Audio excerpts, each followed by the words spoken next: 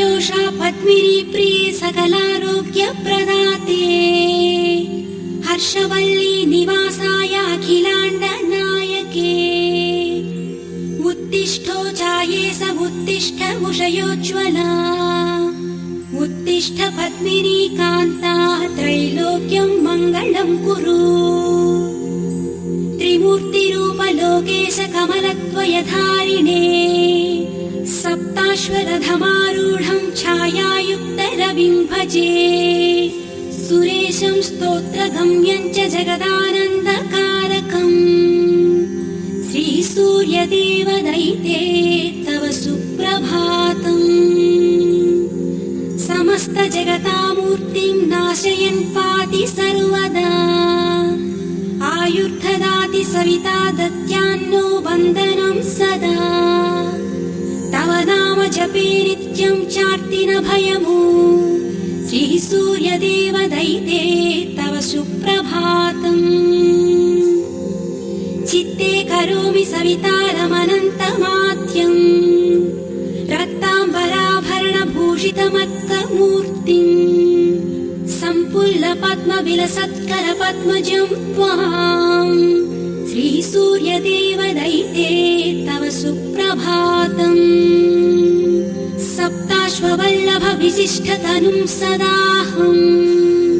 प्रफुल्लाब्जहस्तं प्ररोचं तमर्कम् त्रयीवेदमाद्यन्तशून्यं दिनेशम् श्रीसूर्यदेवदैते तव सुप्रभातम् महेन्द्रप्रतिष्ठाक्रिया सुप्रसन्नम् तमादित्यमारोग्यदातारमीडे जगज्जन्महेतुस्त्वमेनासि देवा श्रीसूर्यदेवरविभो तव सुप्रभातम् त्वया पाल्यते हेष्य लोको महात्मन् तथा कालरूपे लयं याति विश्वम् चैत्योमणि त्वां सदा भावयामः श्रीसूर्यदेवरविभो तव सुप्रभातम् तमुद्यस्थमर्कं महर्षिप्रगीतम्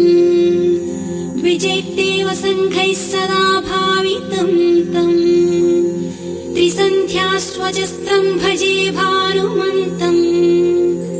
श्रीसूर्यदेवरविभो